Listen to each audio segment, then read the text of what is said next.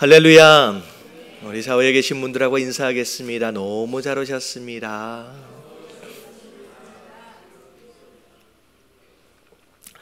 네, 몇 가지 광고 말씀드리도록 하겠습니다. 내일 우리가 미랄꿈씨 봉사하러 갑니다. 여러분 시간 되시는 분 많이 참여하셔서 봉사해 주시면 감사하겠고요. 그리고 들어오시다 보면 뒤에 이렇게 이제 우유곽처럼 생긴 게 이렇게 있었을 거예요. 근데 이게 우유가 아니에요. 이게 이제 저금통이에요. 이게 탄자니아 단기 선교를 후원하기 위해서 지금 이걸 이제 저금통을 만들었는데 주일날 나눠드릴 예정인데 보니까 주일날 모자랄 수도 있을 것 같아요. 그래서 우리 금요예배 오신 분들을 위해서 특별히 먼저 가져갈 수 있는 권한을 드리도록 하겠습니다. 그래서 사이즈가 되게 작아요. 그래서 제 생각에는 뭐 일주일이면 금방 찰 것 같은 느낌이 좀 들어요. 그래서 이번 주에 나눠 드리고 추가로 다시 주문해야 될 것 같은 생각이 들긴 하는데, 여러분 집에 있는 여기 말씀을 보면 어떤 말씀이 있냐면, 내가 밭에서 곡식을 벨 때에 그 한 뭇을 밭에 잊어버렸거든 다시 가서 가지고 오지 말고 나그네와 고아와 과부를 위해 남겨주라. 그리하면 내 하나님 여호와께서 내 손으로 하는 모든 일에 복을 내리시리라. 그러니까 벼를 베다가 깜빡 잊고 한 줌을 놔두고 온 거예요. 그러면 이거 놓쳤다. 그래서 가서 가지고 오지 말래요. 그거는 누구 거래요? 나그네하고 고아와 과부 거래요. 모퉁이에 있는 것도 베지 말래요. 그건 나그네 것이고 고아와 과부 거래요. 어떻게 보면 우리가 쓰다가 동전들 남고 이렇게 하는 것들이 좀 있잖아요. 여러분 이것은 하나님 뭐라고 말씀하시냐? 이건 네 게 아니라는 거예요. 하나님께서 특별히 과부와 고아와 나그네를 위해서 준비하신 거라. 근데 그걸 하나님께 드리고 그분들을 위하여 양보를 하는 순간 무슨 일이 벌어지냐면, 우리가 손으로 하는 모든 일에 뭘 내리실 것이다? 복을 내리실 것이다. 이런 믿음 가지고 여러분 집에 돌아다니는, 제가 금요일날 제 수요일날 광고를 드렸잖아요. 집에 이렇게 돌아다니는 동전들이나 이렇게 돌아다니는 그 5만 원짜리 같은 거 이런 거 있잖아요. 이렇게 넣어주세요. 그래서 가지고 오시면, 이게 언제까지냐면 7월 달에 제가 이제 가니까 6월 마지막 주일날 그 전에 채워지면 가지고 오시면 제가 제 방에다 이렇게 쌓아놓을게요. 그래서 6월 마지막 주일에 이렇게 딱 해서 전체를 다 올려가지고 하나님께 또 봉헌하는 그런 시간을 갖도록 하겠습니다. 그래서 오늘 오신 분들 먼저 가져가시면 될 것 같아요. 자, 오늘 말씀은 이사야 44장 9절서부터 우리 함께 말씀 보도록 하겠습니다. 자, 9절 말씀만 같이 한번 읽어볼게요. 다 같이 시작. 우상을 만드는 자는 다 허망하도다. 그들이 원하는 것들은 무익하거늘 그것들의 증인들은 보지도 못하며 알지도 못하니 그러므로 수치를 당하리라. 자, 우리가 이사야서를 쭉 봐가고 있는데 하나님께서 이제 말씀하고 계시는 대상이 있어요. 이제 이 대상이 이제 사실은 이스라엘이겠죠. 근데 이스라엘에 대하여 말씀하시는데 몇 가지 내용들이 있는데, 이스라엘이 그동안 말을 너무 안 들었어요. 특별히 어떤 부분에 있어서의 말을 안 들었느냐, 자꾸 하나님을 의지하고 믿으라 그러는데 이스라엘 백성들이 누굴 숭배했느냐?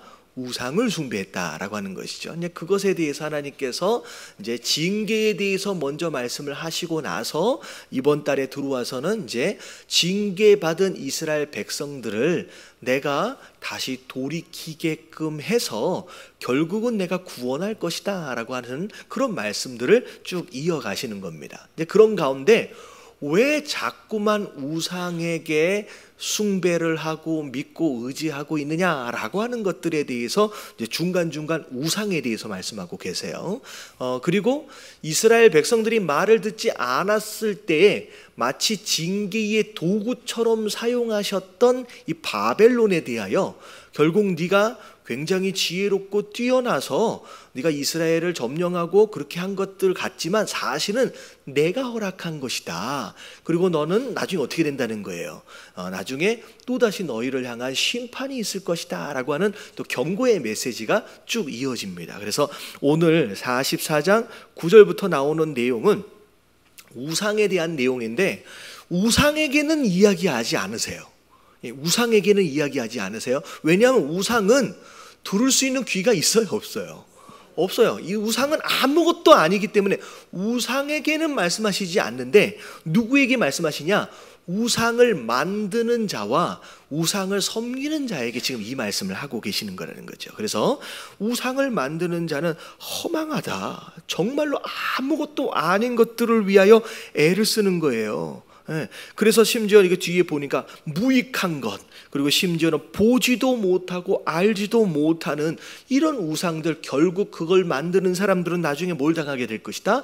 수치를, 부끄러움을 당하게 될 것이다 라고 말씀하고 계십니다. 그런 가운데 신상을 만들어 무익한 우상을 부어 만든 자가 누구냐? 자, 11절 다 같이 시작. 보라, 그와 같은 무리들이 다 수치를 당할 것이라. 그 대장장이들은 사람일 뿐이라. 그들이 다 모여 서서 두려워하며 함께 수치를 당할 것이니라. 예, 누가 만들었어요? 우상을? 사람이 만들었죠. 사람도 대단한 사람이 아니라 그냥 대장장이가 만든 거예요. 그러고 나서 결국은 자기가 만든 그 우상에 자기가 절을 하고 있는 이런 안타까운 모습. 제가 그 무슨 TV 프로그램 중에 하나인데 그 무슨 극한 직업인가 뭐 이런 그런 프로그램이 있죠. 그 중에 하나를 제가 뭘 본 적이 있냐면 그 불상 만드는 거. 예, 불상 만드는 직업인데 그거 하나를 만들기 위해서 거의 한 달 정도를 얼마나 애를 써가지고 땀을 뻘뻘 흘려가면서 그걸 만들어요. 그걸 찍어내요. 그런 다음에 거기에다가 이제 좀 비싼 것은 이제 금을 입혀요. 금을 입히는데 어떤 금을 입히냐면 종이처럼 얇은 금 있잖아요. 그걸 갖다가 이렇게 대고서 톡톡톡톡톡 두드려가지고 금을 입혀요. 근데 그걸 그렇게 땀을 뻘뻘 흘려서 입혀놓고 그걸 딱 갖다 놓은 다음에 거기에다가 누가 절을 하냐? 만든 자기가 절을 하는 거야. 제가 만들어진 우상 입장에서 볼 때에 사실 자기를 만드신 분이 누구예요? 자기를 만드신 분이 대장장이 분이잖아요. 얼마나 한 달 동안 애를 써서 그렇게 이쁘게 나를 만들어 놓고 자기 앞에 와서 절을 하고 있는 모습을 보면 불쌍히 앉아서 참 불쌍하게 생각이 될 것 같아요. 그러니까 이런 모습이라는 거예요. 생각해봐라. 그게 너에게 과연 복을 주겠느냐? 네가 만든 거 아니냐? 사람이 만든 거 아니냐? 지금 그 얘기를요, 솔직히 이번 주에만 몇 번을 말씀하고 계시는지 몰라요. 그러면서 계속 말씀하시는 게 뭐냐면 하나님은 누구 하나다? 나만이 하나님이다 라고 계속 말씀하고 계세요. 자, 쭉 그냥 읽어볼게요. 자, 12절 다 같이 시작. 철공은 철로 연장을 만들고 숯불로 일하며 망치를 가지고 그것을 만들며 그의 힘센 팔로 그 일을 하나 배고프면 기운이 없고 물을 마시지 아니하면 피로하니라. 예. 자, 그리고 목공은 줄을 느려 재고 붓으로 긋고 대패로 밀고 곡선자로 그어 사람의 아름다움을 따라 사람의 모양을 만들어 집에 두게 하며 14절 시작. 그는 자기를 위하여 백향목을 베며 디르사 나무와 상수리 나무를 취하며 숲의 나무들 가운데에서 자기를 위하여 한 나무를 정하여며 나무를 심고 비를 맞고 자라게도 하느니라. 예. 여러 나무들 가운데 좋은 나무 하나를 선택해서 모양도 누가 생각한 거예요? 사람이 생각한 거예요. 어떤 사이즈도 또 다 사람이 생각을 해서 다 사람이 목공을 가지고 뭐 이것저것 한 거예요. 근데 신기한 게 뭐냐면 자, 14절에 보니까 나무를 골랐어요. 근데 15절에 보니까 그 나무 중에 일부는 또 뭘로 써요? 땔감으로 써요. 그 다음에 그 나무 중에 또 일부는 또 뭘로 써요? 네, 떡 구워 먹을 때 써요.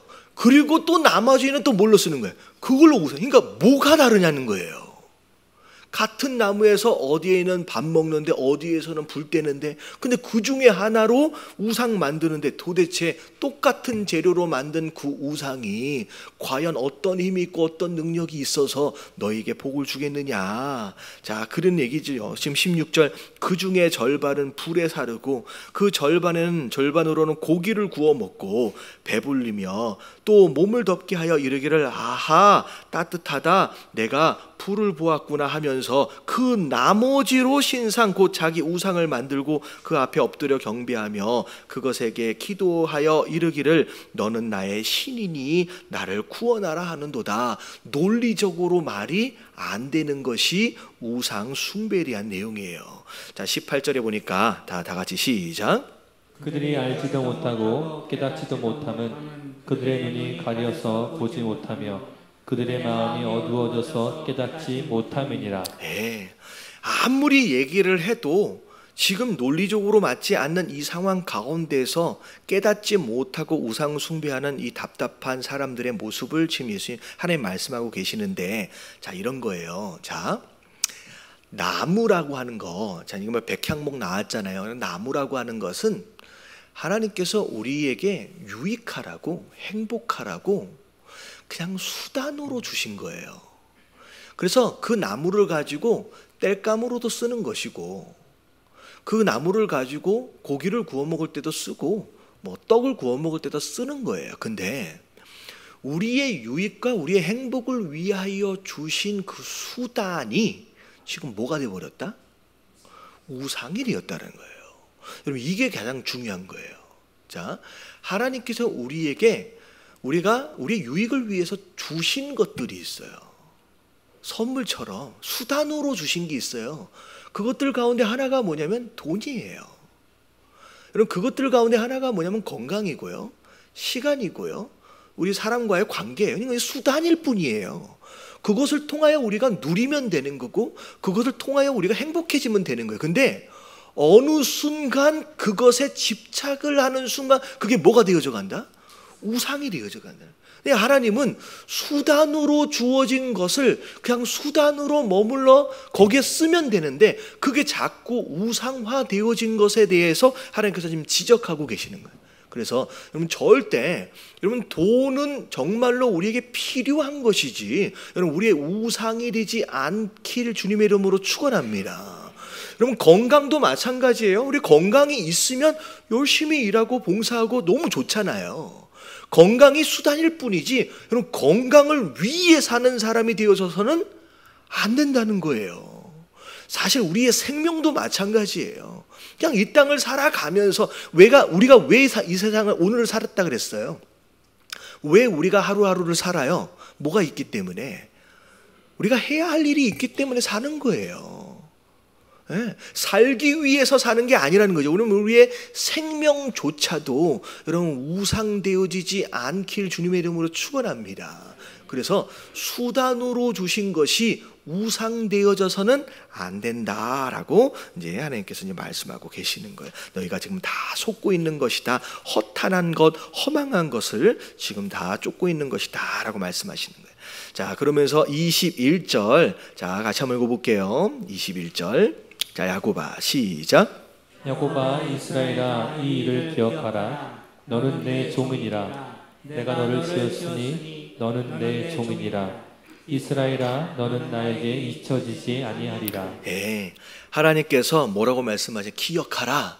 내가 널 지었지 않느냐. 그러니까 너는 내 종이라는 거예요. 하나님께서 강력하게 이스라엘 백성들에 대한 주권을 주장하시는 거예요.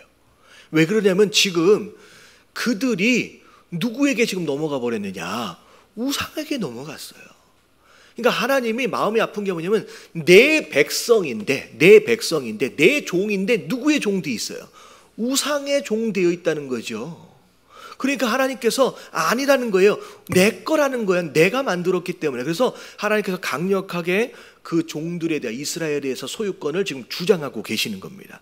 자, 내가 내 허물을 빽빽한 구름같이 내 죄를 안개같이 없이 하였으니, 자, 이것은 뭐냐면 죄를 뭐 하시기로 작정하셨다? 용서해 주시기로 작정하셨다는 거. 마치 구름처럼 안개처럼 사라지는 것처럼 그렇게 용서하기로 작정을 하셨대요. 자, 그러면 이제 어떻게 하라는 거예요? 너는 내게로 돌아오래요. 돌이키라는 거예요. 그러니까 이게 이제 회개잖아요.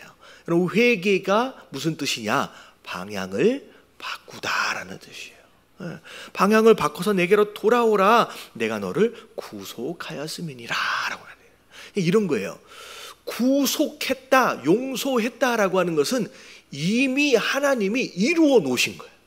이게 시제를 보면요, 자, 없이 하였다라고 이미 없어진 거예요. 이게 참 이게 되게 재밌는 표현인데, 죄에 대해서 이미 용서를 했대요.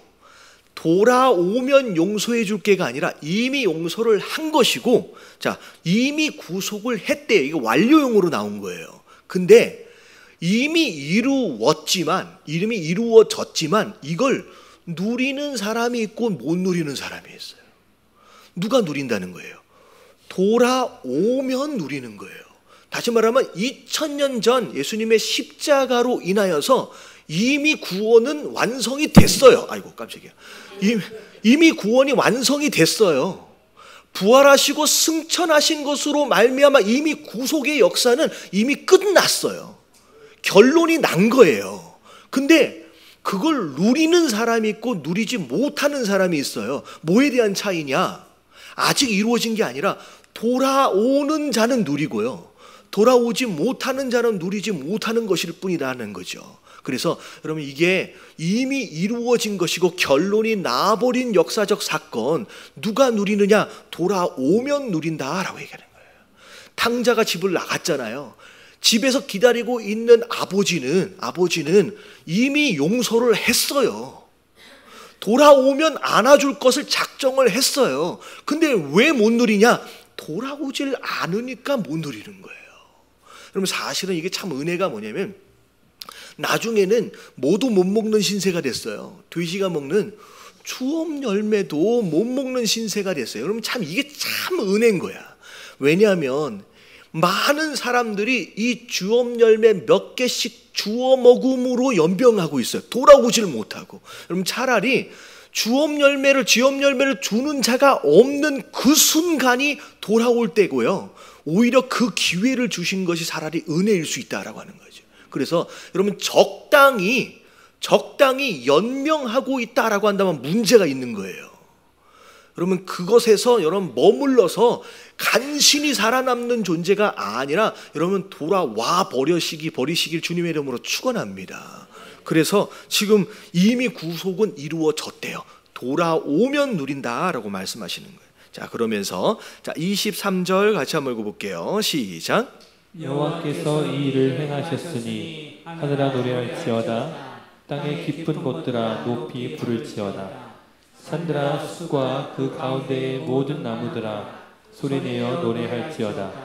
여호와께서 야곱을 구속하셨으니 이스라엘 중에 자기의 영광을 나타내실 것이미로다. 예, 이미 완료형이잖아요. 다 구속해버렸다. 그리고 나서 그걸 아는 모든 자연 만물들은, 하늘과 땅 모든 자연들이 다 하나님을 향하여 찬양하고 찬송하고 있는 모습입니다.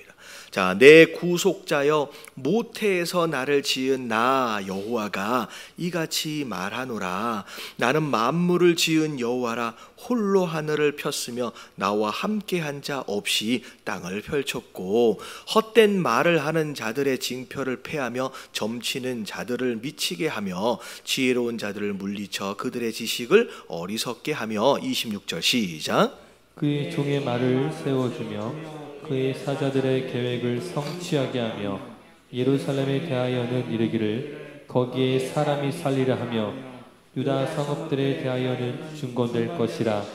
내가 그 황폐한 곳들을 복구시키리라 하며.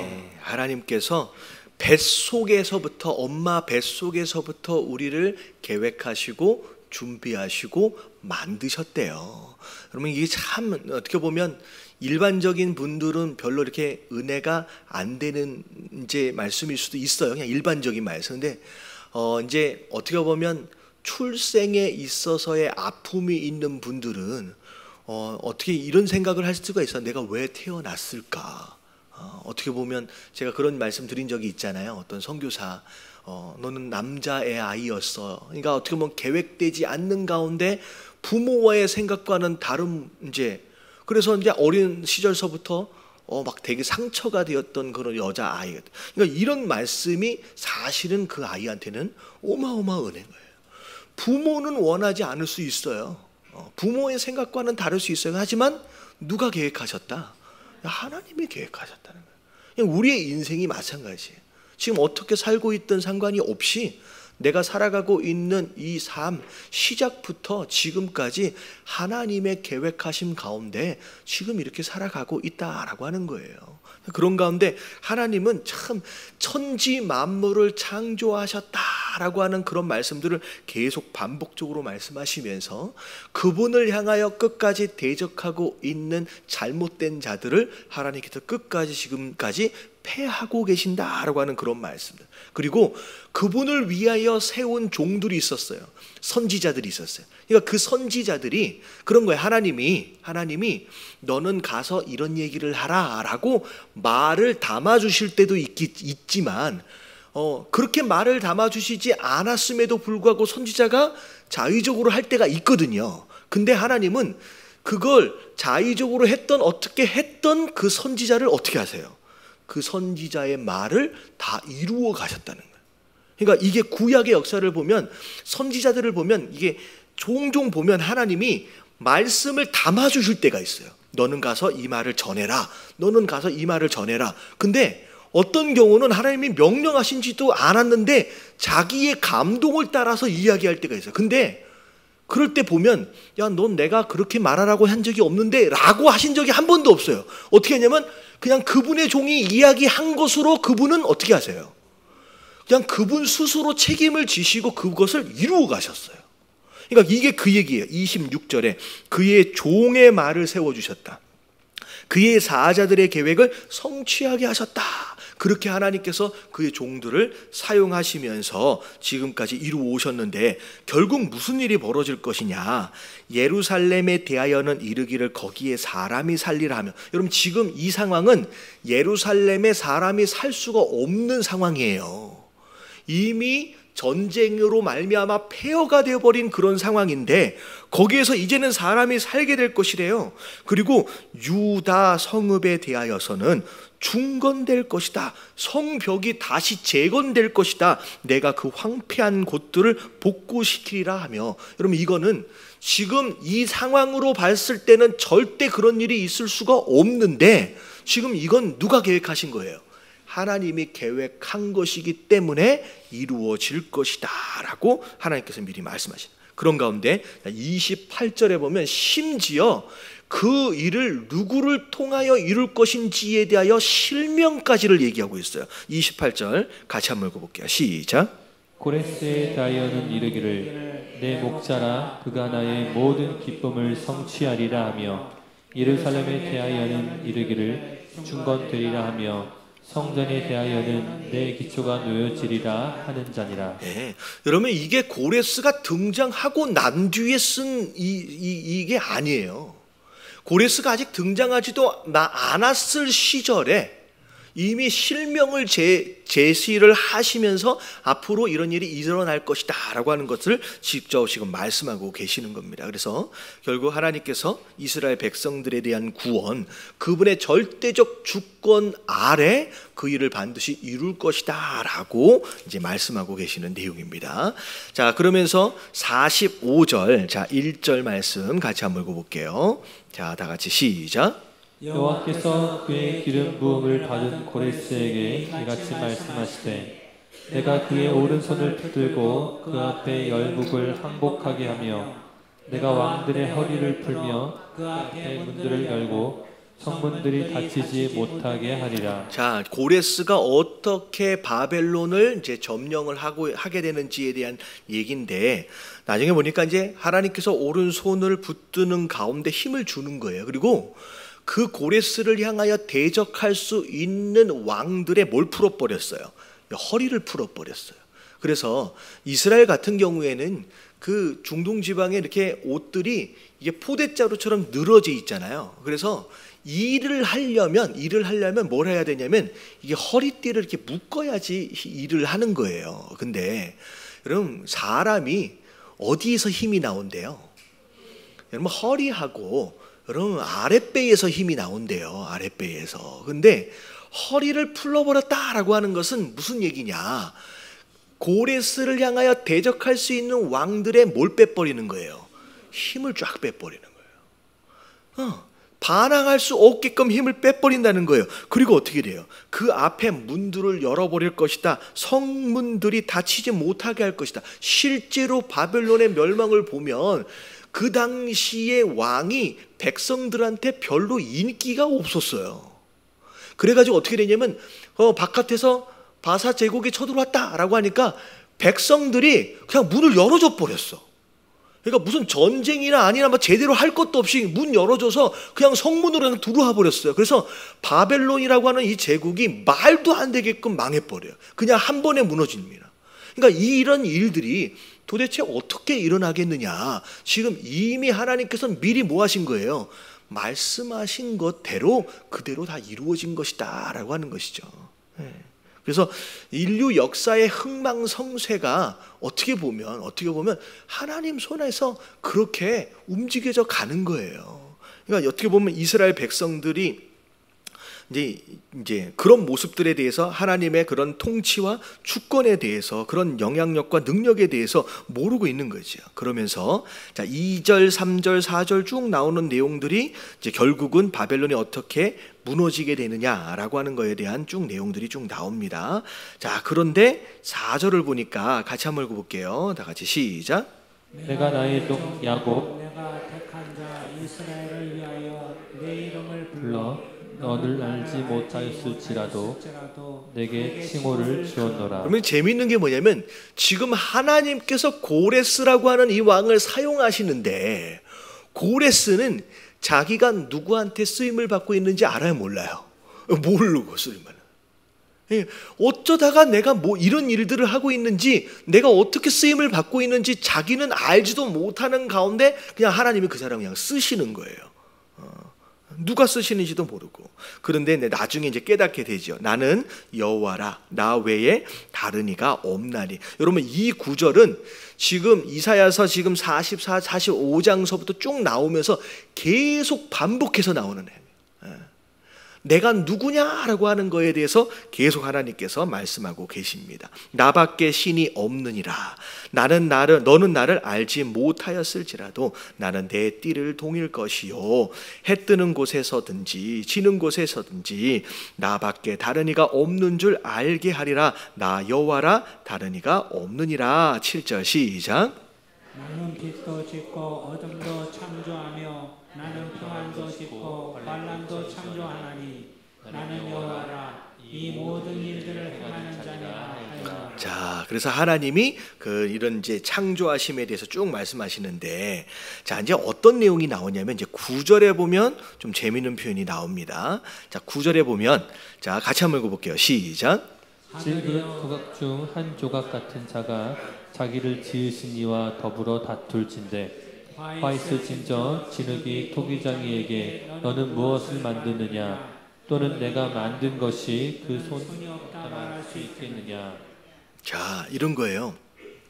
질그릇 가운데서도 조각 정도에 불과한 자들이 만드시는 토기장이를 향하여 뭐하고 있대요? 다툰대요. 여러분, 하나님하고는 다투서는 안 되는 줄로 믿습니다. 근데 자꾸 하나님하고 다투려는 사람들이 있다는 거예요. 뭐라고 다퉈요? 왜 나를 이렇게 만들었냐요? 왜 이렇게 했냐요? 여러분, 이게 그릇되어진 자들로서 이게 토기장이에게 할 수 있는 이야기가 아니에요. 할 수 있는 이야기가 아니에요. 이게 어떻게 보면 지금 이런 어떻게 보면 바벨론에 의해서 멸망을 당하게 되고 고난을 당하게 되고 징계를 받게 되고 이 모든 상황들을 보면 여러분, 이스라엘이 평소에 잘했으면 이런 일을 안 당하지요. 여태껏 어떻게 살았어요? 자기 마음대로 살았어요. 자기 뜻대로 살았어요. 근데 당하고 나서는 뭐라 그래요? 자기가 잘못한 것에 대해서는 하나도 생각 안 하고 하나님 왜 이러십니까? 라고 하나님하고 뭐 하려고 그래요? 자꾸 다투려고 한다는 거예요. 다투려고. 왜 나랑 다투려고 하느냐? 너는 나랑 다툴 수 있는 수준의 레벨이 아니다라는 거죠. 여러분, 하나님하고 다투는 것만큼 미련한 것이 없어요. 여러분, 하나님하고 따지지 마세요. 그냥 허락하시는 모든 일들에 대하여 그냥 주권을 인정해 드리고 내가 잘했든 못했든 모든 걸 다 떠나서 그냥 받아들일 수 있는 것이 오히려 겸손함이다라는 거예요. 그래서 나중에 어려운 일이 있으면 왜 내가 이런 어려움을 당해야 되는지 한번 질문하는 사람이에요. 그럼 질문할 게 없어요. 그냥 하나님 은혜를 주시면 감사하는 것이고요, 어려움을 주시면 또 어려움에 대해서 또 뭐 하면 돼요? 질문하지 마세요. 그냥 겸손하게 겸허하게 받아들일 줄 아는 거, 여러분, 이게 피조되어진 우리가 하나님 앞에서 할 수 있는 가장 겸손한 모습이다라는 거, 여러분 깨달아지시길 주님의 이름으로 축원합니다. 그러니까 뭘 모르니까 이런 것 같아요. 무식하면 되게 용감하다는 얘기가 있잖아요. 그러면 하나님이 누군지를 모르니까 엄청 용감해지는 거예요. 전도하려고 이렇게 하니까 약간 이게 조폭 같은 분위기였어요. 그 전도를 받으시는 그 분이. 그리고 막 머리도 빡빡으로 깎고 막 문신도 이렇게 있고 막 그래가지고 막 그런 분인데, 전도하려고 하니까 하는 얘기가 뭐냐면 하나님이 자기를 이렇게 만들었대. 뭘 말도 안 되는 얘기를 하고 앉아 있어. 자기가 그렇게 살았던 것은 자기가 선택한 거잖아요. 근데 하나님이 자기를 그렇게 악하게 만들었기 때문에 이렇게 된 모든 것들이 누구 책임이래요? 하나님 책임이래요. 뭐 이렇게 말도 안 되는 주장들이 있어요. 그러니까 뭘 모르니까, 무식하니까 하나님에 대하여 용감해지기 시작하는 거예요. 그래서 지난주 수요일날 뭐라 그랬어요? 하나님이 누군지를 알면 그러면 겸손해질 수 있고요, 이런 두려워할 줄 안다라고 하는 거예요. 이 말씀 그런 말씀이에요. 나랑 자꾸 싸우려고 하지 말라, 다투려고 하지 말라는 거예요. 내가 누군지 아느냐라고 말씀하시는 거예요. 그리고서 11절에 쭉 말씀하고 12절까지 쭉 말씀하고 계시는 내용, 창조주 하나님에 대해서 쭉 말씀하시면서, 자 13절 말씀 같이 한번 읽어볼게요. 시작. 내가 공의로 그를 일으킨지라 그의 모든 길을 곧게 하리니 그가 나의 성읍을 건축할 것이며 사로잡힌 내 백성을 값이나 갚음이 없이 놓으리라. 만군의 여호와의 말이니라 하셨느니라. 네, 하나님 이 말씀들을 쭉 보면 어떤 형태를 갖냐면, 내가 계획이 있는데 그 계획은 이스라엘의 회복이에요. 이스라엘 회복이 있는데 내가 이 이스라엘의 회복을 위해서 이러이러한 일들을 계획하고 반드시 이룰 것이다 라고 얘기하세요. 근데 요걸 말씀하시기 바로 전에 꼭 무슨 말씀을 하시면, 나는 어떤 하나님이다? 이 세상을 만든 창조주 하나님이라는 거예요. 여러분, 이게 왜 자꾸 하나님께서 이런 말씀을 하시느냐? 과연 그런 일이 이루어질 수 있을까? 불가능해 보이는 이스라엘의 회복이 과연 가능할 것이냐? 근데 거기에 대한 질문은 뭘로 끝나느냐? 그걸 이룰 나는 어떤 하나님이다? 이 세상을 창조한 하나님이라는 거예요. 그것으로 논리적으로 정리가 끝나는 거예요. 그러니까 이런 거죠. 여러분, 성경에서 몇 가지 사건들이 있어요. 그러니까 이제 믿지 못하는 사람들이 성경에 등장하는 사건들 가운데, 야, 이게 어떻게 가능하냐라고 말하는 몇 가지 사건들 가운데 하나가 뭐냐면, 홍해가 갈라진 사건이 있잖아요. 그럼 홍해가 갈라진 사건, 이게 과연 가능하겠느냐라고 하는 질문들을 또 해요. 또 어떤 사건이 또 불가능하다고 좀 얘기를 해요. 종종 오병이어의 사건이나 아니면 또 어떤 사건이 있어요. 물 위를 걸은 사건이나 이런 몇 가지 사건들이 있어요. 그러니까 알고 있는 한도 안에서, 야, 이거는 불가능하다, 이게 말이 되느냐, 이건 무슨 만화 같은 얘기냐라고 이야기하는 몇 가지 사건들이 있는데, 하나님 뭐라고 말씀하시냐?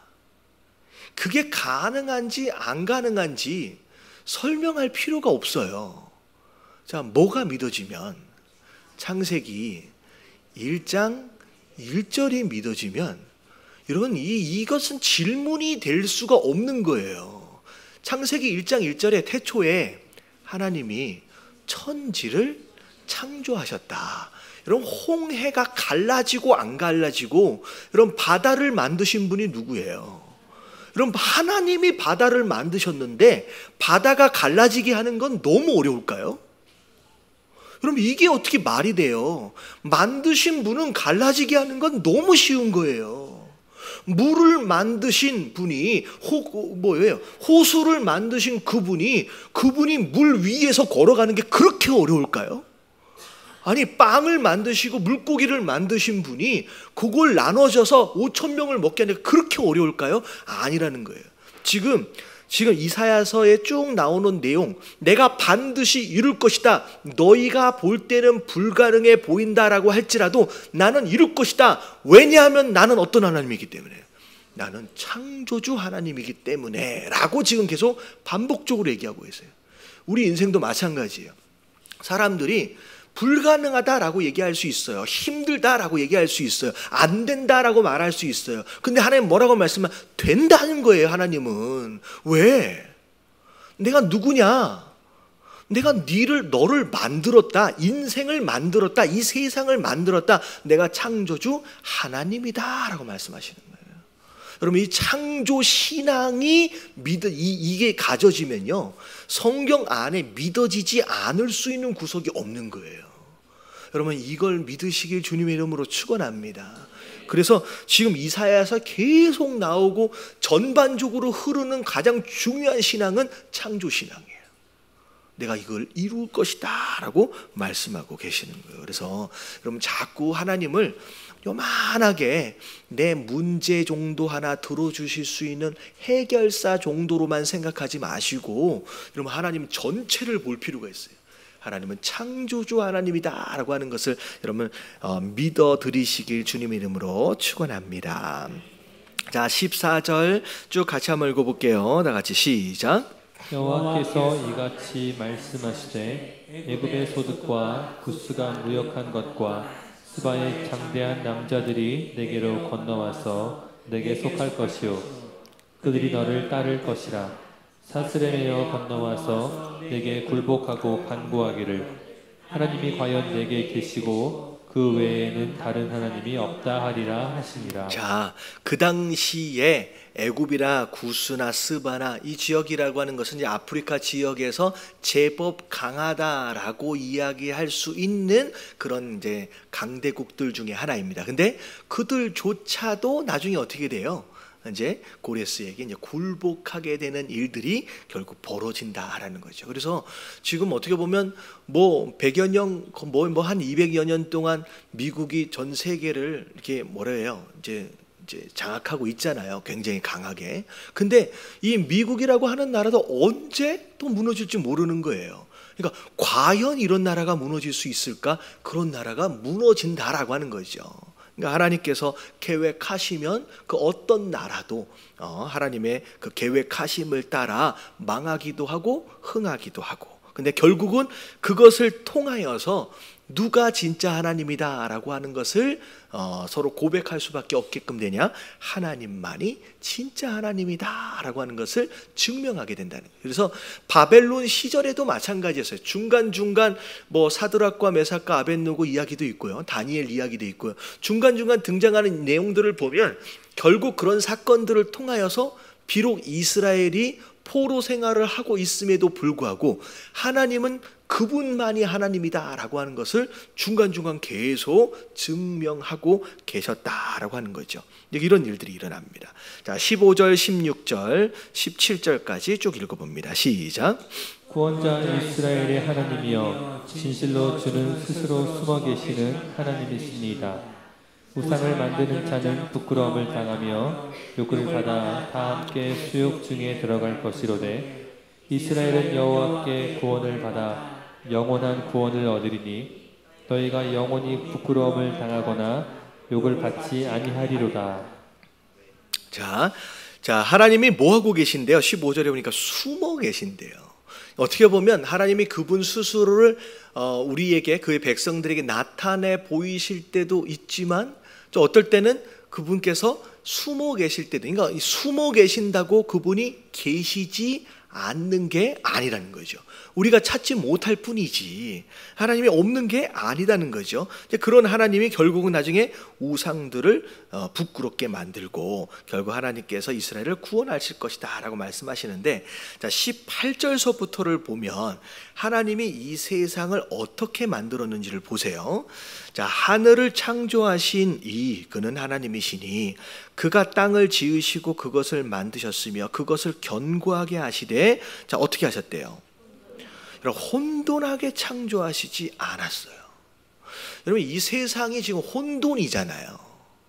여러분, 혼돈하게 만드신 세상이 아니었어요. 여러분, 이 세상이 만들어지기 전에 세상의 모습을 세 가지로 얘기하고 있어요. 어떻게 얘기하고 있어요? 흑암이다, 혼돈이다, 공허함이다. 여러분, 이게 하나님이 세상을 만드시기 전에 이 세상의 세 가지 특징이었어요.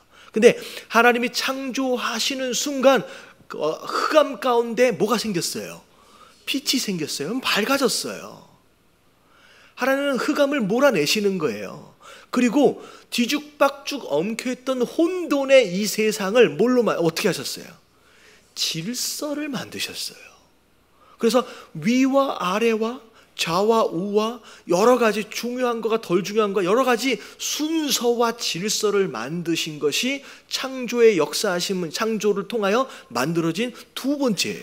세 번째는 뭐냐면 공허함 가운데, 비어있는 가운데 질서 위에 하나님께서 수많은 것들을 만드셔서 풍성하게 만드셨거든요. 비어있는 땅 위에 나무를 심으시고 비어있는 하늘에 해와 달과 별들을 담아주시고, 그리고 땅 바다에 하늘에 새우와 짐승들을 담아서서 공허 가운데 비어있는 곳에 풍성하게 하나님 채우셨다는 거예요. 여러분, 이게 창조하신 하나님의 처음의 모습이 이 세상의 모습이었어요. 근데 지금 이 세상이 어떻게 됐어요? 어두워졌어요. 다시 거꾸로 이 세상이 다시 공허해졌어요. 이 세상이 다시 어떻게 돼버렸어요? 혼돈스러워졌어요. 여러분, 이게 하나님이 만드신 것이 원래 그게 아니었거든요. 이거 누가 만드는 거예요 지금? 여러분, 이 세상이 어두워진 이유, 이 세상이 혼돈스러워지고 이 세상이 공허해진 이유는 누가 망쳤기 때문에? 우리가 그렇게 망쳤어요. 하나님이 그렇게 하신 게 아니다라고 말씀하시는 거예요. 지금 여기서 나는 처음에 혼돈 가운데 혼돈하게 창조한 게 아니다라고 하는 거예요. 자, 19절 보면 나는 감추어진 곳과 캄캄한 땅에서 말하지 아니하였으며, 내가 언제 숨어서 그렇게 있었느냐? 나는 그렇게 하지 않았다는 거예요. 야곱 자손에게 너희가 나를 혼돈 중에 찾으라고 이르지 아니하였노라. 나는 나 여호와는 의를 말하고 정직한 것을 알리느니라.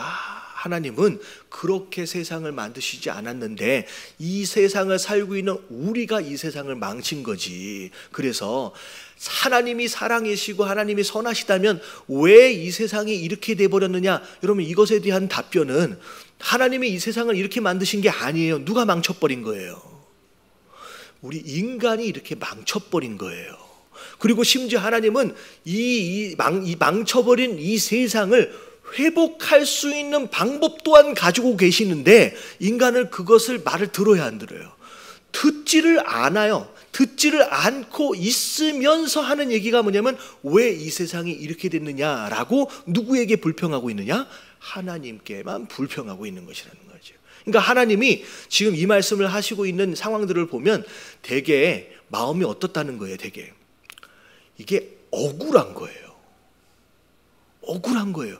내가 그렇게 만든 게 아닌데. 우리 삶도 마찬가지예요. 우리가 아이들이 이렇게 있어요. 집에서 국을 끓여요. 국을 끓여야 밥을 먹죠. 근데 애한테 야, 너 여기 넘어오지 마. 위험하니까. 넘어오지 마. 위험하니까 계속 얘기를 해. 근데 얘가 말을 안 듣고 가까이 가서 국을 엎어서 뒤었어. 그러면 애가 하는 얘기가 뭐냐면 왜 그놈의 국은 끓여가지고 안 먹을 거냐고. 먹이려고 지금 국을 끓이는 거야. 절대 가까이 오면 안 된다고 그렇게 얘기를 해서 가까이 온 게 누구예요? 자기가 가까이 왔잖아요. 그래서 엎었잖아요. 그래놓고 누구한테 불평을 하는 거예요? 하나님한테. 그러니까 하나님이 어떻게 보면 이사야서 전반에 깔려있는 내용 중에 하나 뭐냐면 답답함과 동시에 하나님이 되게 억울한 거야. 나는 내 마음은 그게 아닌데, 내가 한 게 아닌데 자기네들이 그렇게 해놓고선 그 모든 불평과 원망을 누구에게 돌리고 있어요?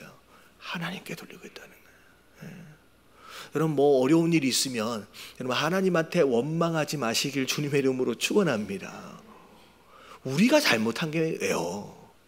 잘 생각해 보세요. 내가 잘못한 게예요. 내가 잘못한 거예요. 여러분 우리 가정이 왜 이렇게 됐습니까? 여러분 잘 생각해 봐요.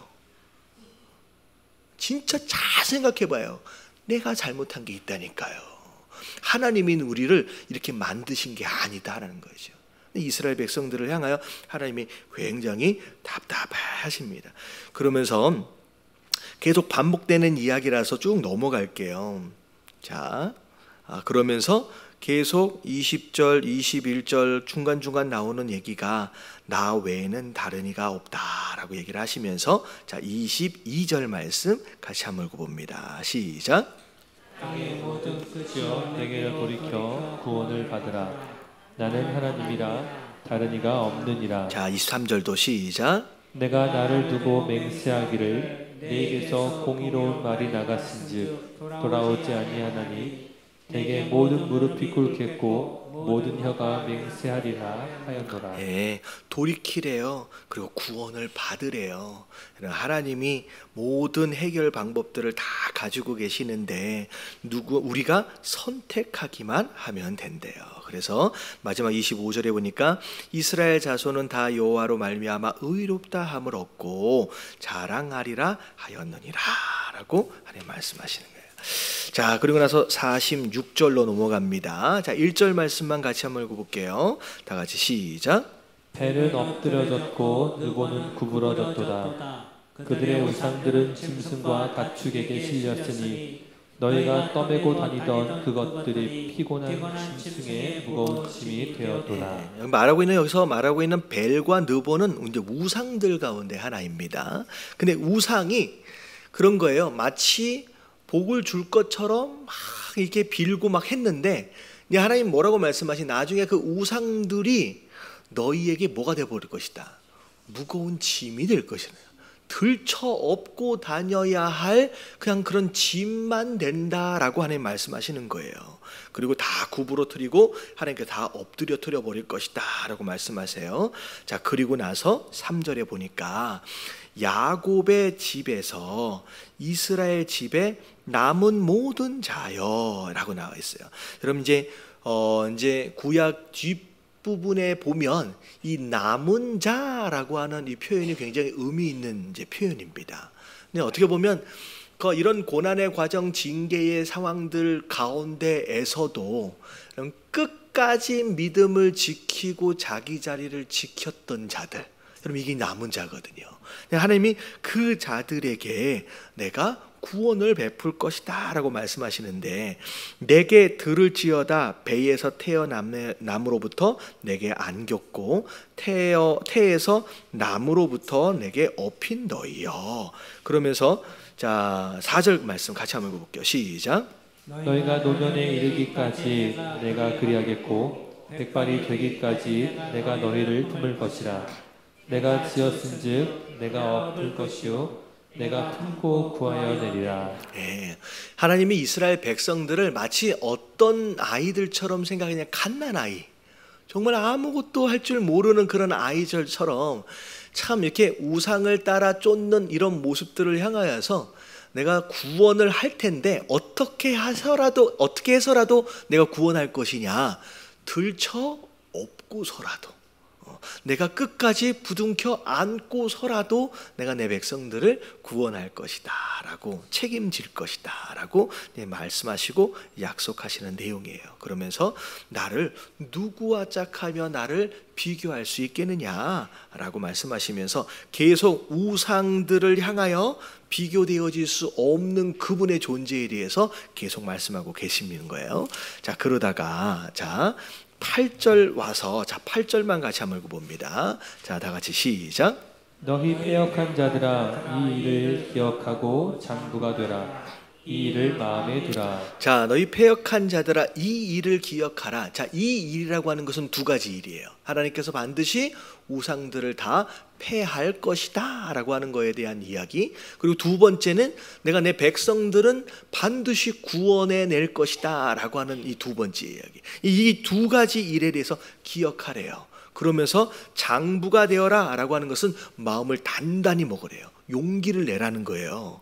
그러면서 자, 너희는 옛적 일을 기억하라. 나는 하나님이라. 나 외에 다른 이가 없느니라. 나는 하나님이라. 나 같은 이가 없느니라. 자, 옛적 일을 기억하라 라고 하는 이 이야기는 제가 이제 주일날 그런 설교를 한 적이 있어요. 기억을 잘하는 것이 신앙생활을 잘하는 것이라고. 그러니까 하나님이 뜬금없이 갑자기 나타나서 자, 오늘부터 내가 하나님이니까 앞으로 내가 이런 일을 이룰 것이니까 나를 믿어야 돼 라고 말씀하시는 분이 아니라는 거예요. 어떻게 보면 우리가 있기도 훨씬 전서부터 계셨던 분으로서 하나님이 갑자기 일을 시작하신 게 아니에요. 우리가 태어나기 전서부터 그분은 이미 일을 해오고 계셨어요. 그렇기 때문에 옛적 일을 기억하라 라고 하는 이 말씀은 어떤 내용이냐, 네가 돌아보라는 거예요. 그러면 내가 그동안 어떤 일들을 어떻게 준비하고 계획해서 이루어 왔는지를 네가 눈으로 볼 수 있다는 거예요. 여러분, 세상의 그 어떤 종교하고도 비교되어질 수 없는 이 기독교만의 특징 중에 하나가 뭐냐면 하나님의 전능하심. 여러분, 이 모든 이런 배경 안에서 그분은 항상 계획을 가지고 계셨어요. 그리고 그 계획을 혼자만 알면 누가 알겠어요? 그 계획이 있었는지 없었는지. 근데 하나님은 계획을 가지고 계실 때 그걸 혼자만 알고 계신 적이 없어요. 가지고 계신 그 계획을 누구와 함께 나누셨냐면 우리 사람과 함께 공유하셨어요.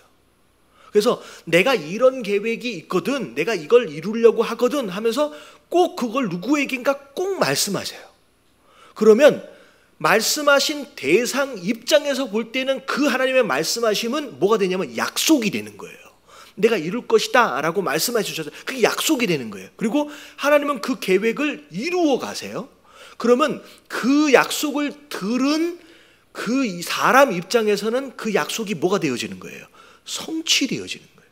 그래서 여러분, 성경의 모든 역사는 그분이 가지고 계신 계획을 사람에게 알려주시고 그리고 그 사람으로 하여금 그 계획에 함께 참여하도록 하고 참여한 자들이 그 계획이 이루어지는 것을 경험해 가는 거예요. 여러분 이런 종교는요 있지를 않아요. 성경에 보면 노아가 그랬어요. 하나님이 내가 이런 계획이 있어, 너 같이 참여할래? 노아가 참여한 것으로 말미암아 그 계획을 누리는 거예요. 내가 이런 계획이 있는데 내가 너를 통하여 내 나라를 세우겠다라고 하는 계획이 있는데 네가 참여할래? 아브라함이 참여한 것으로 말미암아 그걸 누리게 되는 거예요. 그러니까 성경에 있는 모든 인물들을 보면 하나님의 계획이 있었고 하나님의 초청이 있었어요. 그리고 그 초청에 반응했어요. 그리고 그 반응한 것으로 말미암아 그 계획이 이루어지는 것을 그 삶 가운데서 경험해 가는 거예요. 그러면 지금 옛적의 일들을 기억하라라고 하는 얘기가 바로 그거예요. 갑자기 새로운 일들을 얘기하는 게 아니라 돌아보라는 거예요. 지금까지 내가 어떤 일들을 계획하고 누구와 더불어 그 일을 이루어 왔는지, 그리고 심지어 너의 삶 안에서도 내가 어떤 일을 준비하고 이루어 왔는지를 조금만 돌아볼 수 있으면 앞으로 어떤 일들을, 내가 지금 말하고 있는 일들을 어떻게 이루어 갈지를 알게 될 것이다 라고 하나님 말씀하시는 거예요. 무슨 얘기인지 아시겠죠?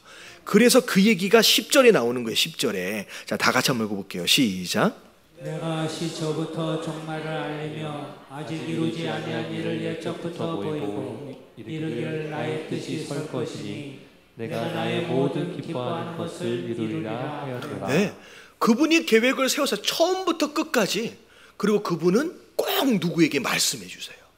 그리고 그 말씀을 받는 사람과 함께 그 일을 이루어 가셨다라는 거죠. 그러니까 지금 이 말씀을 받고 있는 이스라엘 백성들도 장차 이 일이 이루어질 것을 어떻게 될 것이다? 보게 될 것이다 라고 하나님 말씀하고 계십니다. 자, 그런 일들 가운데 하나가 뭐냐면, 자, 11절에 계속 나오는 거예요. 자, 내가 동쪽에서 사나운 날짐승을 부르면, 이게 누구예요? 날짐승. 그러면 이게 고레스예요. 그러니까 이게 짐승으로 표현했어요. 먼 나라에서 나의 뜻을 이룰 사람을 부를 것이라 내가 말하였은즉 반드시 이룰 것이고 계획하였은즉 자 반드시 시행하리라라고 하나님의 계획을 이제 구체적으로 말씀하십니다. 자, 그리고 나서 12절, 자, 다 같이 한번 읽어볼게요. 시작. 마음이 완악하여 공의에서 멀리 떠난 너희여 내게 들으라. 자, 이스라엘 백성들을 향하여서 처음에 8절에 보니까 패역한 자라라고 부르고 여기를 보니까 공의에서 멀리 떠난 자다라고 불러요.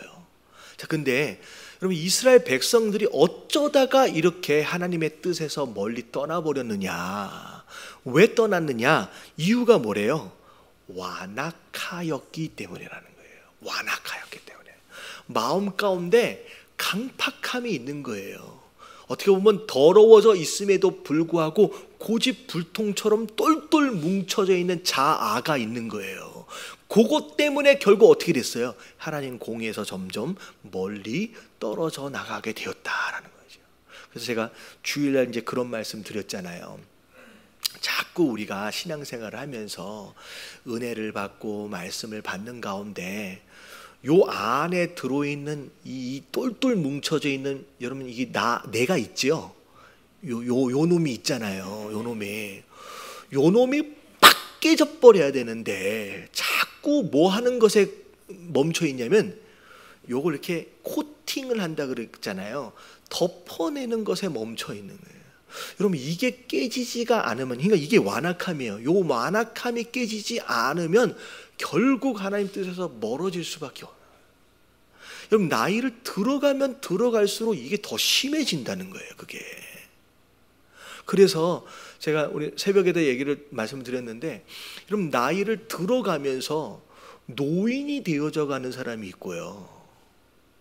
어떤 사람은 어르신이 되어져 가는 사람이 있어요. 그럼 어르신이 되고 싶으십니까? 노인이 되고 싶습니까?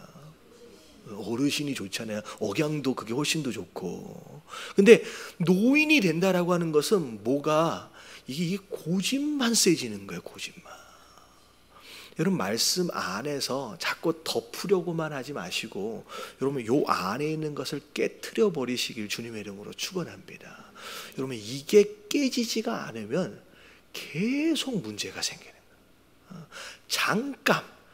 잠깐 어떻게 보면 어떤 적당한 선 안에서 합의하에 그냥 그 평온한 상태를 유지하고 있는 거예요. 근데 그건 평화가 아니에요. 예를 들어서 뭐 어떻게 정치적으로 뭐 생각이 좀 다를 수는 있어요. 북한하고 한국하고 그럼 이게 평화예요? 관점에 따라 다를 수 있지만 적당히 합의하에서 쟤네들은 계속 뭔가를 만들어내고 있는데 여기서 전쟁이 일어나지 않았다 하여서 이게 평화냐고요. 여러분 이런 상황으로 가면요 언젠가는 어떻게 되겠어요? 터지게 돼 있어요. 그럼 이건 평화가 아니에요. 적당한 선 안에서 합의하에서 아슬아슬하게 요렇게 신앙생활하는 것은 여러분 이건 평화로운 상태가 아니에요.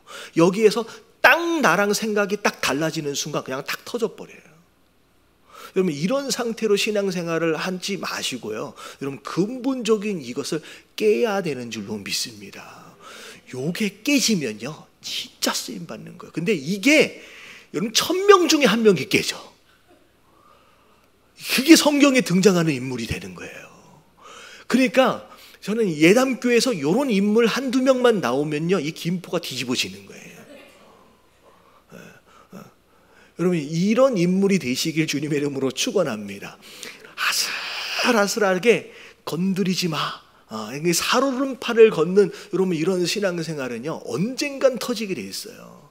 언젠간 무너지게 돼 있다라는 거죠. 그래서 결국은 고개 깨지지가 않으니까 이게 공의에서 멀어지는 거예요. 하나님 뜻에서 멀어지는 거예요. 근데 여러분 13절이 참 하나님의 은혜예요. 자 13절 자 위에 부분만 같이 한번 읽어볼게요. 시작.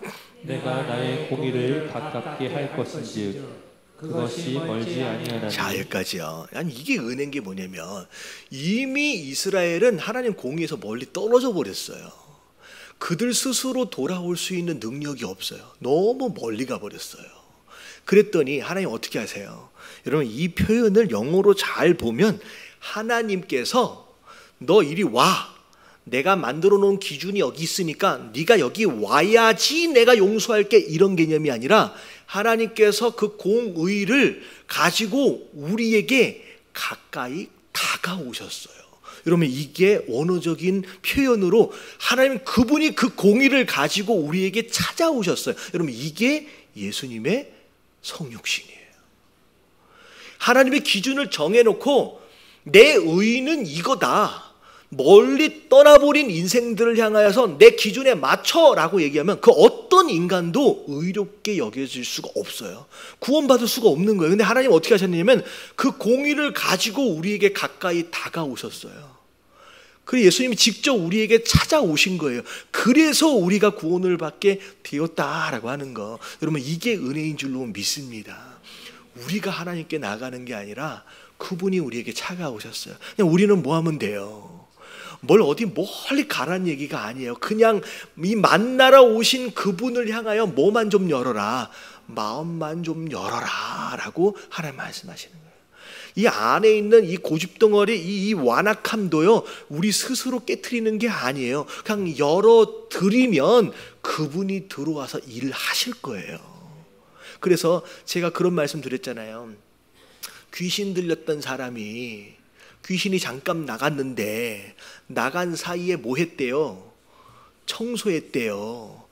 깨끗하게 정돈했대요. 그랬더니 정돈되어지고 깨끗하게 되어진 그 장소에 귀신이 돌아와서 이거 너무 깨끗해서 못 들어가겠네 라고 한 게 아니라 아이고 잘 됐다 라고 7 귀신을 다 데리고 들어와서 더 난장판이 됐다라는 얘기를 했잖아요. 그럼 이게 왜 문제냐?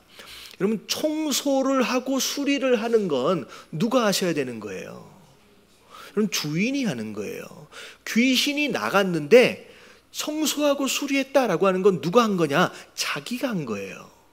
자기 의로 깨끗해지고 자기 의로 경건해지면요 여러분 이게 자기 교만함이 돼버려요. 그냥 오히려 교만한 자리에 오히려 귀신이 훨씬 더 재밌는 거예요. 좋은 거예요. 그러니까 7 귀신이 들어오는 거예요.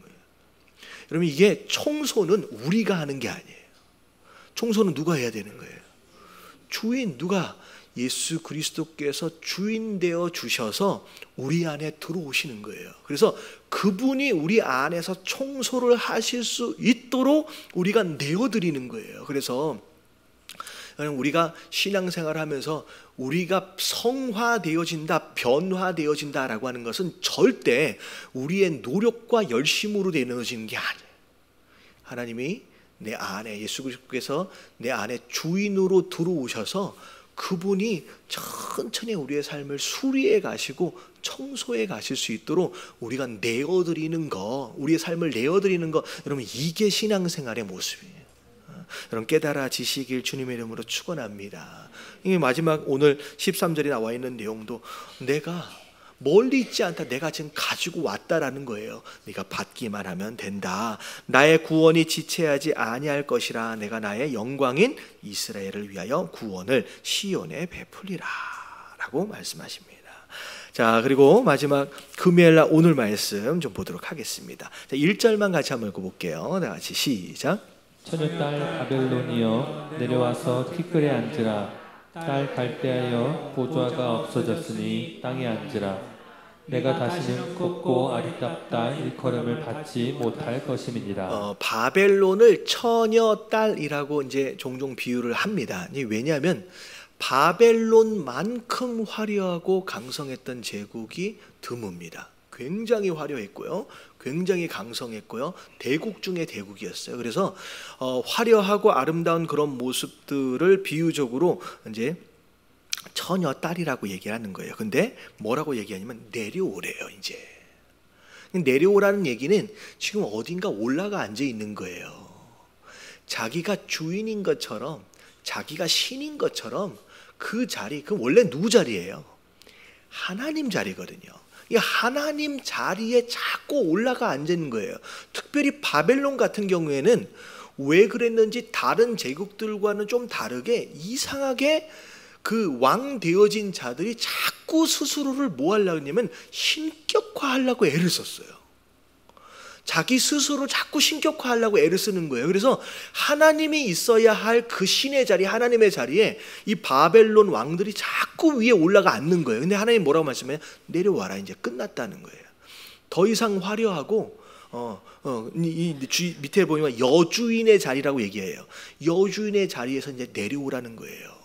자, 그러면서 전체적인 내용들이 쭉 많은데 결국은 너희가 수치를 당함으로 도망치는 일들이 이제 벌어지게 될 것인데 잘 보라는 거예요. 자, 5절서부터 6절까지 쭉 나오는 내용이 뭐냐면, 자, 내가 이스라엘 백성들을 향하여 화가 났어요. 징계를 위해서 바벨론을 들었었는데 바벨론이 이스라엘 유다를 멸망을 시킬 때 너무나도 잔인하게 멸망을 시켰어요. 근데 하나님이 기분이 좋았어요, 안 좋았어요? 기분이 나쁘죠. 비록 징계를 하려고 매를 들었지만 이렇게까지 하는 것에 대해서는 하나님 불만이 많은 거예요. 그럼 특별히 북이스라엘 같은 경우에는 지금도 이스라엘 보면 유대인이라고 부르잖아요. 여러분 12지파, 어떻게 보면 13지파예요. 이제 레위 지파까지 합하면 13지파. 이제 보면 지금도 남아 있는 사람들의 지파들을 계산을 해 보면요, 유대인이 대부분이고요. 그나마 베냐민 지파 쫑종 있고요. 나머지 10지파는 찾아볼 수가 없어요. 왜 그렇게 됐느냐? 분명히 이스라엘에 13지파가 있었는데 다 없어져 버렸어요. 이게 어떻게 됐냐면 아수르가 북이스라엘을 침범해서 점령을 할 때 북이스라엘에 있던 이스라엘 사람들을 전부 다 전 세계에 다 흩어버렸어요. 완전히 씨를 완전히 다 섞어버렸어요. 그러니까 완전히 박살을 내버렸어요. 근데 하나님이 이게 계획하셨던 것보다 이 아수르가 너무 악랄하게 그렇게 해버리는 것으로 말미암아 하나님이 아수르에 대해서 굉장히 화가 나셨어요. 그래서 아수르에 대하여 내가 다시는 너희 땅에 성읍 자체가 재건되지 못하도록 만들어버리겠다라고 얘기했어요. 그게 지금 오늘날 우리가 보고 있는 시리아예요. 이 아수르가 지금 시리아예요. 여러분, 시리아라고 하는 이 장소는요, 역사적으로 단 한 번도 평화의 시대가 없었어요. 전쟁이 끊어지지가 않는 거예요. 지금도 계속 사람들이 태어나고 하지만 거기서 계속 죽고 계속 피난 나오고 있는 그 땅이 되는 거예요. 하나님의 징계로 말미암아 시리아가 그렇게 되어버렸어요. 바벨론 또한 시리아보다는 조금 약했지만 바벨론도 그렇게 해버렸다는 거죠. 근데 바벨론 스스로 생각할 때 그들이 뭔가를 잘하고 하는 것들에 대하여 나름대로 자기가 지혜가 있는 줄 알고, 지식이 있는 줄 알고, 자기가 스스로 대단한 존재인 줄 알고 굉장히 교만해져서 그런 짓들을 했는데 하나님 뭐라고 말씀하시냐? 그 지혜가 됐든 지식이 됐든 이거 다 누가 준 거다? 나 하나님이 다 준 거라는 거예요. 이 모든 역사적 상황을 하나님이 허락한 거라는 거예요. 근데 그걸 가지고 교만한 가운데 이스라엘과 유다를 그렇게 했다라고 하는 거에 대해서 하나님께서 굉장히 화가 나셨어요. 여러분, 이 말씀을 통하여 제가 생각이 난 게 뭐냐면, 여러분, 하나님께서 우리에게 다른 누군가보다 더 주신 무엇인가가 있을 수 있어요. 그게 힘일 수 있고요, 그게 돈일 수 있고요, 그게 건강일 수도 있고요. 요즘 계속 뉴스에 나오잖아요. 그 대한항공 해가지고 그 일가의 무슨 갑질. 여러분, 이게 어제 오늘 일이 아니잖아요.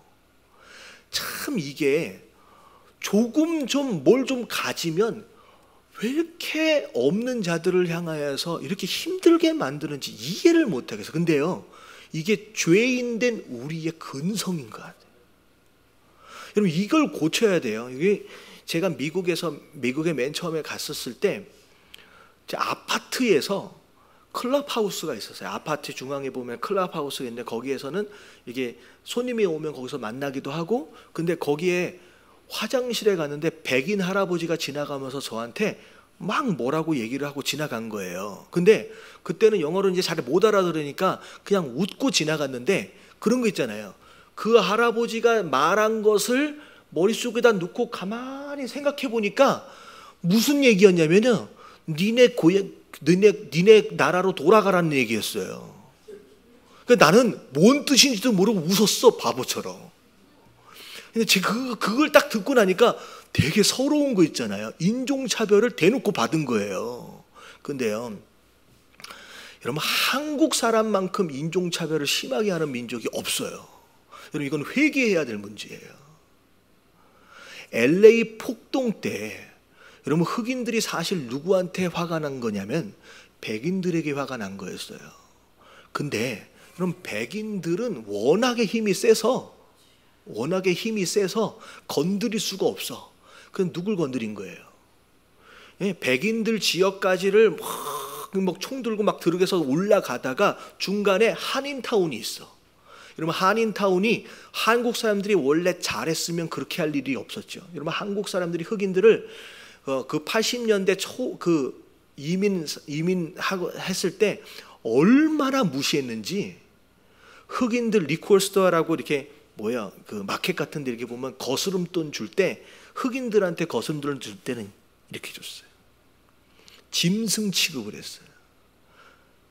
한국 사람만큼 그렇게 어떻게 보면 남의 나라 땅에 더불어 같이 살고 있는 같은 상황임에도 불구하고 그렇게 인종차별을 심하게 하는 게, 그래서 대놓고 당한 거예요. 거기서 사실은 억울할 필요가 있는 게, 억울해야 될 일이 아니라 사실은 엄청 회개할 일이에요.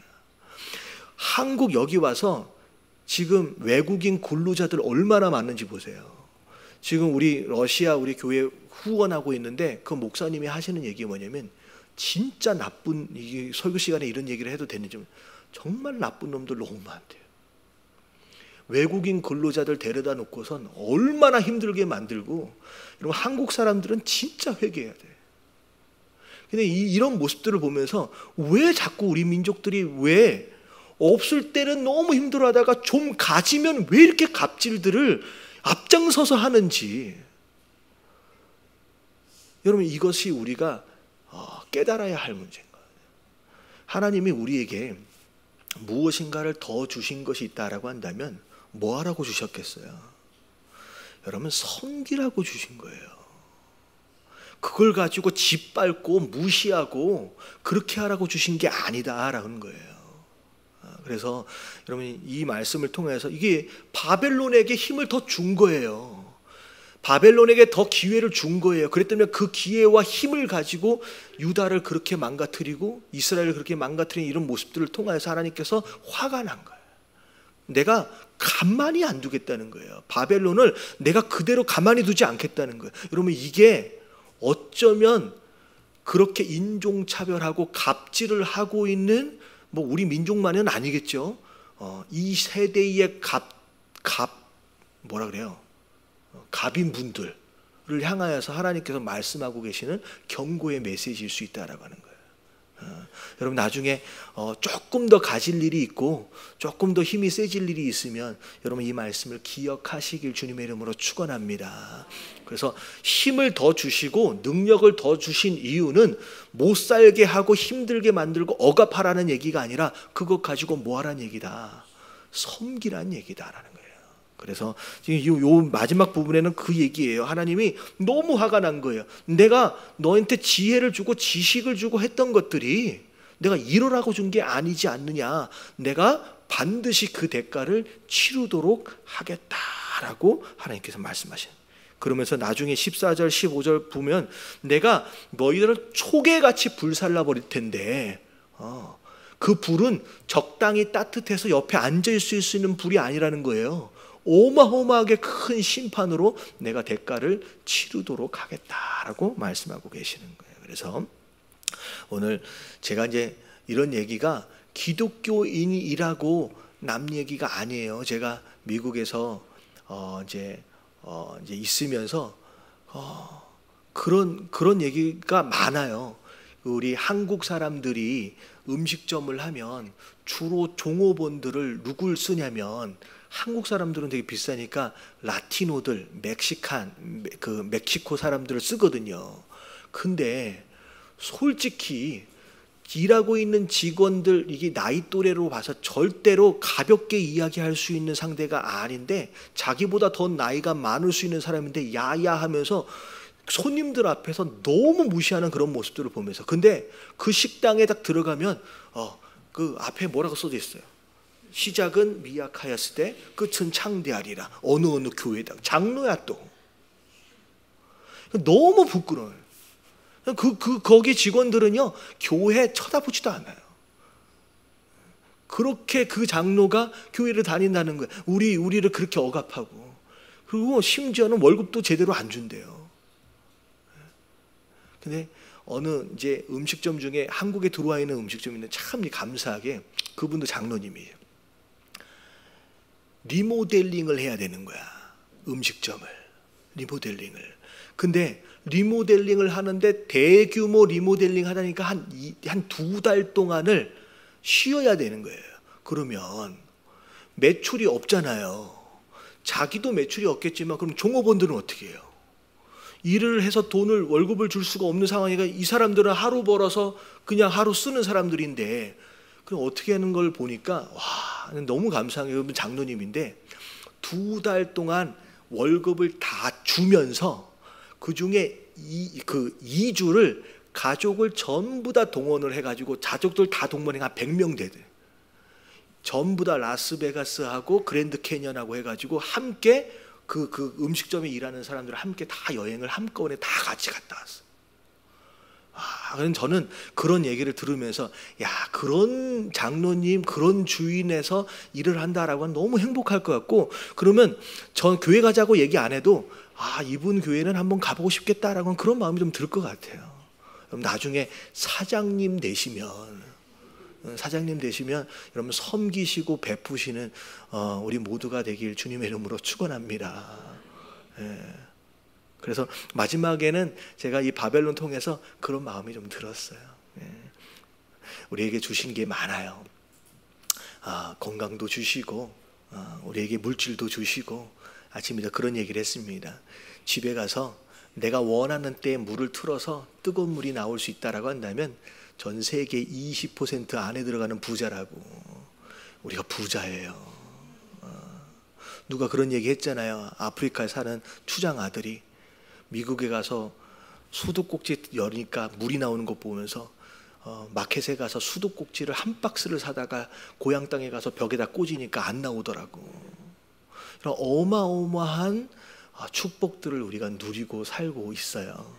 하나님께 감사하시면서 내게 더 주신 것이 있다라고 한다면 마음껏 섬기는데 사용하시는 저와 여러분들 되시길 주님의 이름으로 축원합니다.